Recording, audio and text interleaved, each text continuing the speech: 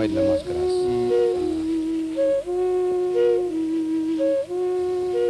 Soil is close to the heart of every Papua New Guinean. We decorate ourselves at special times using clays and ochres. If you went to the remotest part of the jungle, you would find that every piece of land has a traditional owner. And then, of course, comes the earth itself in which we grow our crops.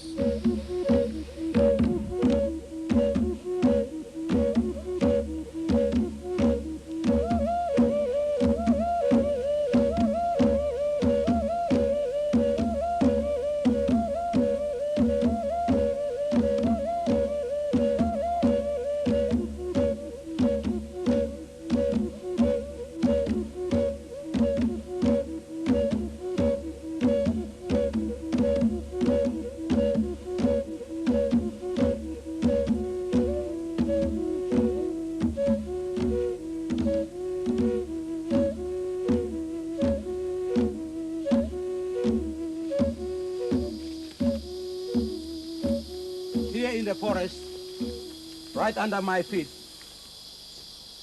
are roots of the trees. These roots help to bind the soil together, and they find their way in the cracks of the rock, helping to make new soil.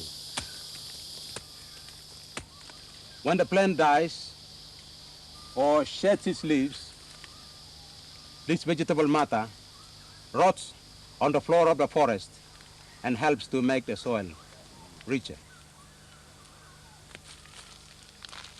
This soil supports 3/4 of people in PNG. That's about 2 million people who live directly on farming. And they need soil to grow their food. But this soil is very fragile. If this soil becomes exposed, it can easily be washed away by rain. And the soil, which takes many centuries to form, can be destroyed in a matter of weeks. And in many parts of PNG, it certainly rains a lot.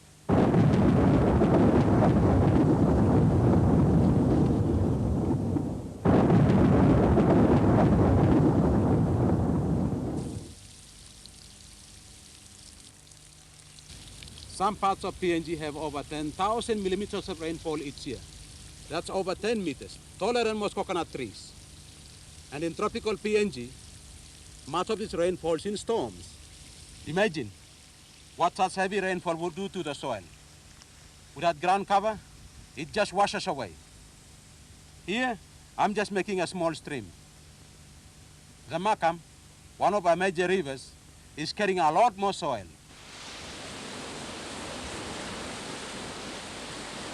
Upstream in the hills and the valleys, natural and man-made erosion has filled this river with particles of soil.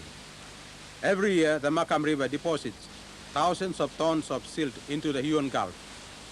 This is soil in which people could be growing their food.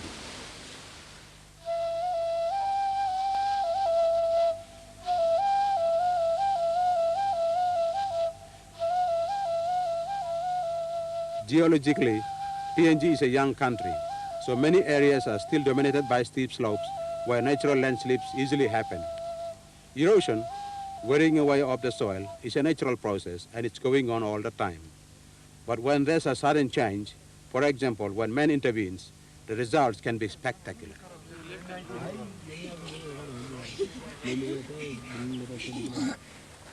Here, near Gumini, the engineers cut into a hill to make a road into the highlands. The slope was steepened, and with heavy rains, the soil became unstable and slipped suddenly.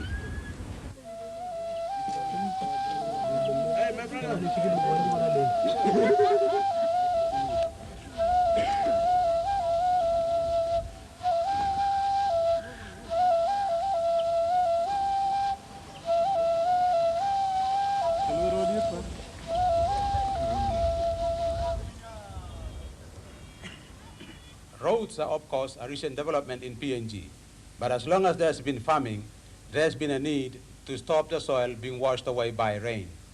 There's been a need for soil conservation. PNG developed as an independent center for agriculture over 3,000 years ago. But unlike Southeast Asia, where grain crops like rice became staples, root crops like taro and yams were the main foods. In the Wagi Valley in the highlands, rich soils were used to cultivate taro. Extensive drainage and irrigation systems were developed.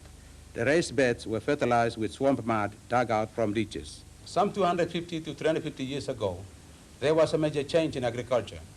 Sweet potato was introduced from Indonesia. It was brought there by Portuguese from South America.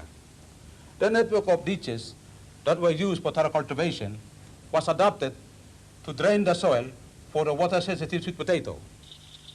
And so, land like this was brought under cultivation for the first time. Sweet potato gives higher yields than traditional crops. It grows faster. It can tolerate poor soils and low temperatures. So, higher lands began to be farmed. As the population grew, fed by this new crop, more marginal land were forced into cultivation. Higher lands, steeper slopes, and poor soils were all farmed. Under these conditions, it became necessary for people to develop methods for soil conservation.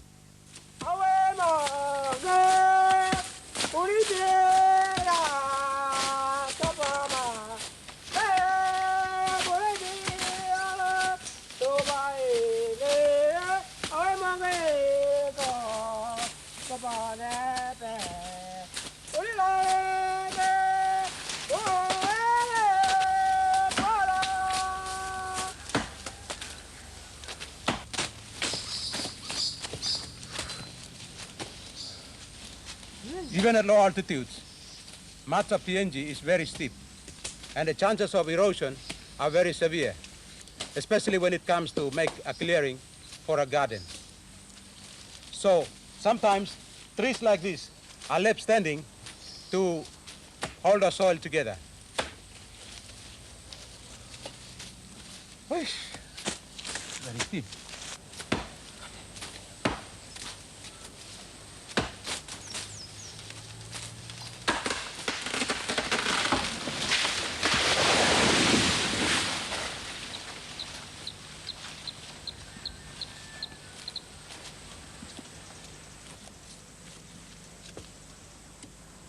Or trees like this are cut and placed across the slope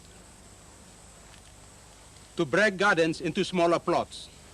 And more importantly, these logs form barrier which help to stop rain from washing away the soil.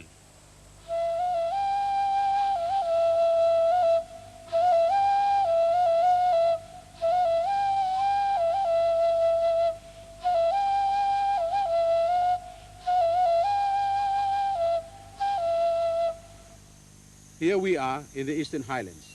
Rainfall in this area is some of the highest in Papua New Guinea and often falls in high-intensity storms and is therefore highly erosive. So the farmers have developed a special technique to cope.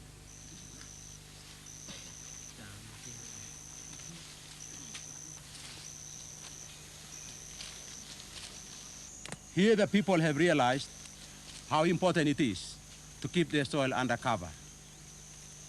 They clear the undergrowth first, then plant their taro and bananas under canopy.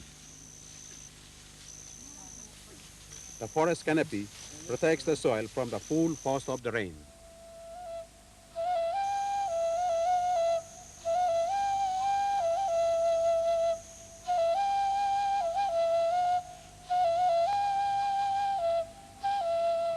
Here in Boana area, yam is a staple crop. Yams are grown up staked like this, on trees or stakes planted by people. These trees are purposely left standing to bind the soil together.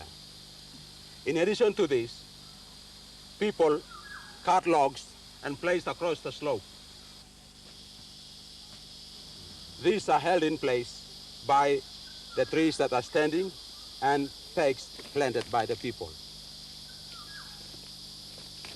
These barriers are called yawo.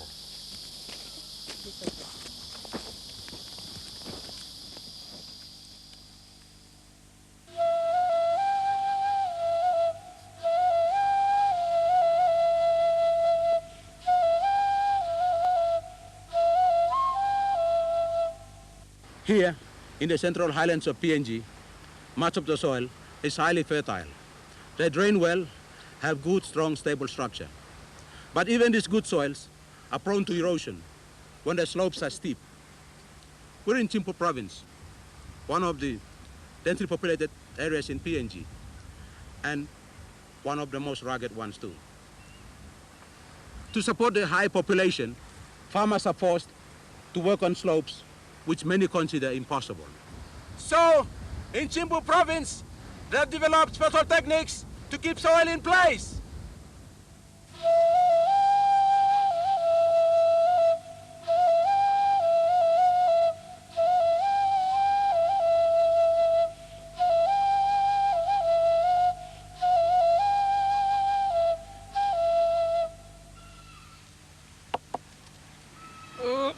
Let me go down now. Oh man, stick with me finish here. Buat kat one more stop. One plus stop. Thank you, Truk. Simi kan pas time. Now. Kami put him lang upside down. Oleh map here to one time. Something true. Small fences like this are called geese. Farmers like Mrs. Boagandal build them across the slope to retain the soil. Sometimes they build bigger fences made of tanget and casuarina logs, or even limestone walls.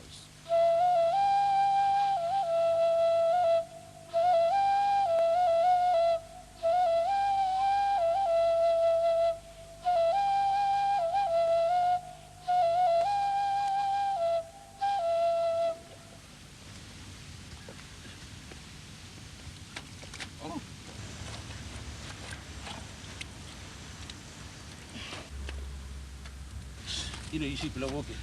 I'm going to walk through the games or the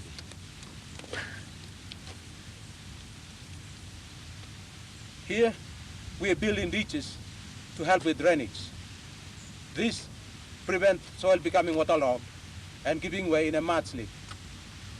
Digging these ditches help drain topsoil and controls the movement of water, so reducing the formation of gullies. All this is good for sweet potatoes, which need well-drained soils.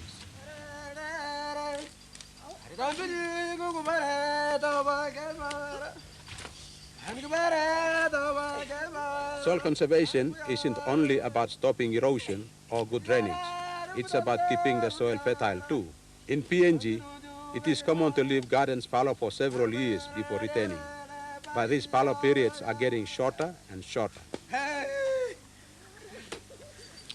Here in Tambul in the Western Highlands, farmers prolong the fertility of the soil by digging in vegetable waste into the sweet potato mounds.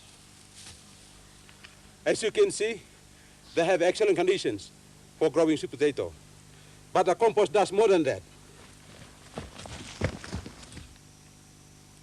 Hey, if you put your hand in here, you can actually feel the heat generated by the rotting vegetable matter. By keeping the temperature higher, these composted mounds protect the sweet potatoes from the frost that sometimes affect these high altitude areas.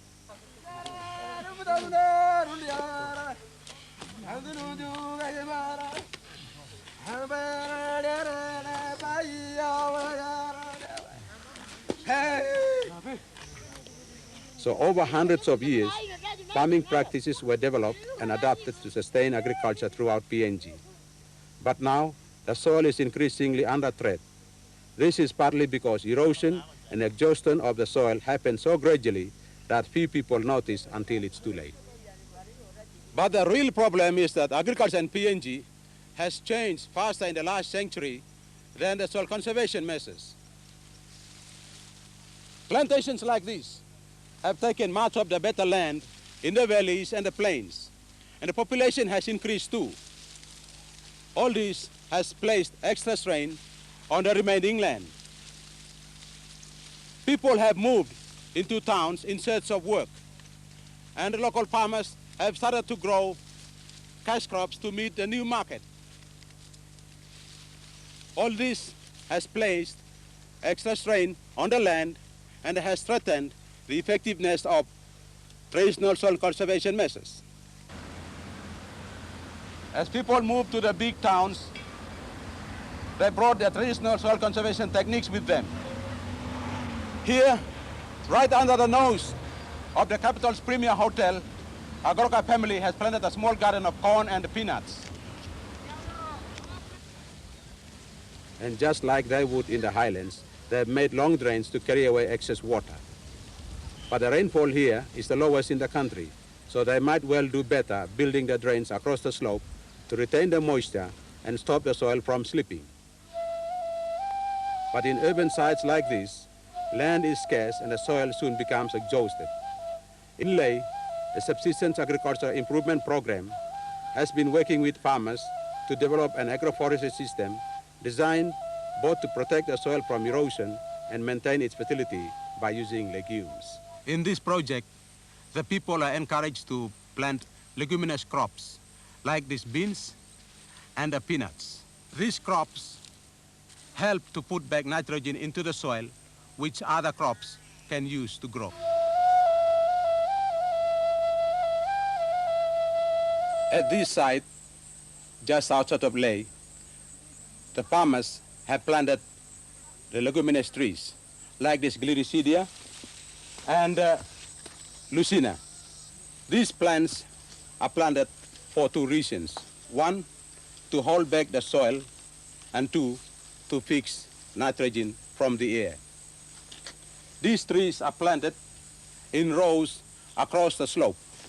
Now, this type of technology can only be adopted by farmers only when they see their usefulness.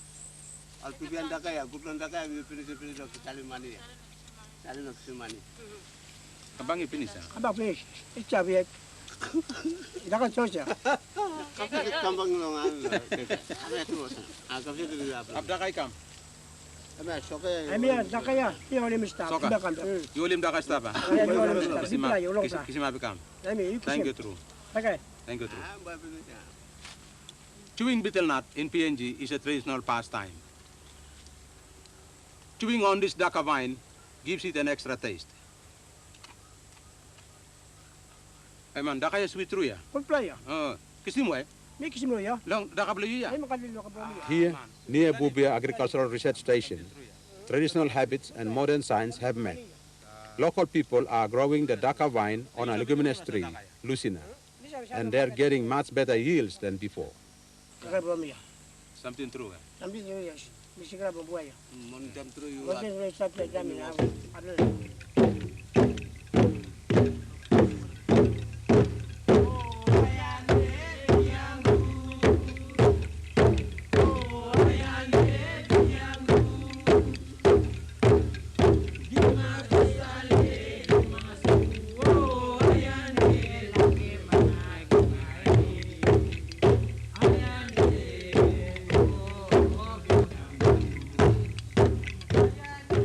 Agriculture began independently in PNG over 3,000 years ago. People have developed an understanding of how to farm successfully their fragile tropical soils. They have developed farming systems which are finely tuned to the wide range of environments found in PNG. Farmers know what they are doing. But the times are changing very fast, and farming practices will also have to change. The new ideas which are introduced will only be successful if they respect the experience of local farmers developed over many centuries.